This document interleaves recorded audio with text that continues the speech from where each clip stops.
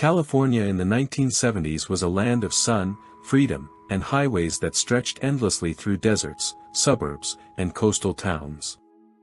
But beneath that golden promise ran something dark, something you wouldn't see unless you looked inside a plastic garbage bag left along the road. This is the story of Patrick Wayne Kearney, a quiet engineer, a seemingly ordinary man, who became one of the most prolific serial killers in American history. His nickname was simple, clinical, and terrifying: the trash bag killer. In this episode, we'll walk you through the man, his mind, his methods, and most importantly, the lives he ended. This is not a story for the faint of heart. But it's one that must be told. Patrick Wayne Kearney was born in East Los Angeles in 1939, the first son of an unstable home. From the outside, his upbringing seemed unremarkable. But inside, Patrick was developing into something different. He was a shy, thin child, prone to isolation and violent daydreams. He reportedly fantasized about killing bullies and strangers from an early age. By high school, he had dropped out and joined the Air Force, where he met a man named David Hill. The two would eventually live together as partners, despite a time when being openly gay meant risking not just your job, but your life. But for Patrick, that identity also became a mask, behind which he would become something monstrous. Kearney seemed ordinary. He had a steady job as an electronics engineer. He drove a Volkswagen Beetle. He attended parties. But late at night, he would cruise the freeways, looking for victims, mostly young men, often hitchhikers or gay youth he met at bars and cruising spots. These were not spontaneous, frenzied killings. They were clinical, emotionless acts of domination and disposal. Kearney didn't torture. He didn't engage in elaborate rituals. But he shot his victims in the head, often immediately after they entered his car or home. Then he would do something chilling. He dismembered them, washed the body parts in his bathtub, placed them into heavy-duty trash bags, and left them off lonely desert roads or in dumpsters like refuse. The FBI would later say Kearney was one of the most organized serial killers they'd ever profiled. He had a set method: target vulnerable young men or boys, lure them with friendliness or sexual suggestion, kill them quickly with a .22 caliber pistol, then transport the bodies back home for dissection and cleaning. His house was a place of horror beneath a bland suburban surface. No neighbors suspected a thing.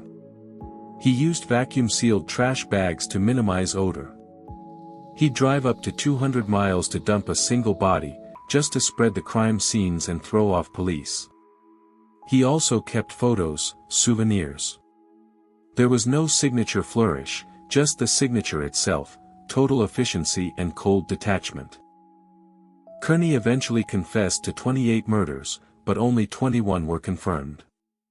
The victims ranged in age from just 5 years old to 28. Some were strangers, others were acquaintances. Some were abducted from playgrounds.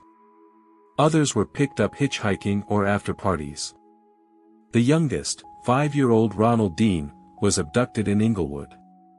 The oldest, George Buenrostro, was just 13 when his body was found mutilated and dumped near Riverside. The brutality was consistent, but so was the erasure. Many bodies were dismembered beyond recognition. Some were scattered across counties. Some were never found at all. Not all victims could be identified. Some had no dental records, no fingerprints on file. The sun and desert animals had erased their faces by the time they were found. One boy's body was discovered wrapped in a trash bag near Signal Hill. Another's remains turned up in a remote wash in Indio. To this day, law enforcement continues to test DNA against missing persons reports, hoping to name the lost. But Kearney remembered some only as the kid from the rest stop or the one from the beach.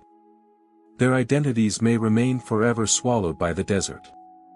For years, Patrick Wayne Kearney lived with David Hill. Police found no evidence that Hill participated in any of the killings, and he was never charged. But questions linger. Did he know? Did he suspect? Was he too afraid to leave? Some believe he'll turn a blind eye to bloody knives and unexplained absences. Others see him as a victim of psychological control. When Kearney turned himself in, Hill was by his side, walking into the police station together. It's a moment that still defies explanation. The House of Cards finally collapsed in 1977. Police connected a torso found in Los Angeles to 17-year-old John LeMay, a friend who had told someone he was heading to Kearney's house.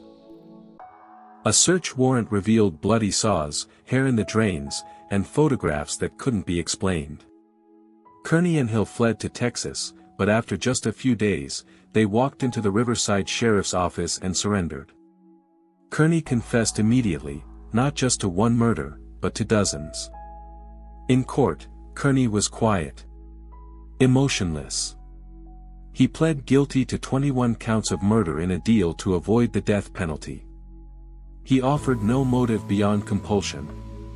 No deep explanations. "I just couldn't stop," he told one investigator. There was no dramatic trial. No media circus. Just sentence after sentence, life without parole. But those who sat in court said his detachment was more chilling than any outburst could have been.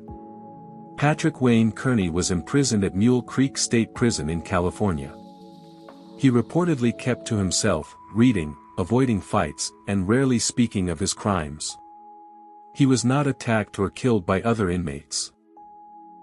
Something many people find shocking, given the nature of his offenses. Some believed he enjoyed the quiet, the structure. As of the time of this recording, he is reportedly still alive, though. Kearney's story never became as famous as Gacy's or Dahmer's. He wasn't theatrical. He didn't wear a clown suit or pose with corpses. But his clinical, efficient style made him even harder to detect, and arguably more dangerous. He influenced later profiling methods at the FBI, where investigators began to understand that not all serial killers look like monsters. Some wear lab coats. Some drive Volkswagens. Some return your smile at the gas station. Kearney-inspired books, chapters in serial killer encyclopedias, and numerous true crime documentaries, though many gloss over the most painful part, the victims. His story served as a case study for how society ignores the vulnerable, hitchhikers, gay youth, runaways. Their disappearances went unnoticed for years because no one cared enough to look. That, perhaps, is his greatest crime. Patrick Wayne Kearney didn't kill out of rage. He didn't want to make headlines. He simply wanted control. And he found it in silence, secrecy, and death.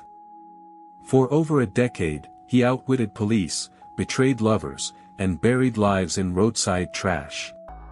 Today, we remember not him, but the boys and men he took from this world.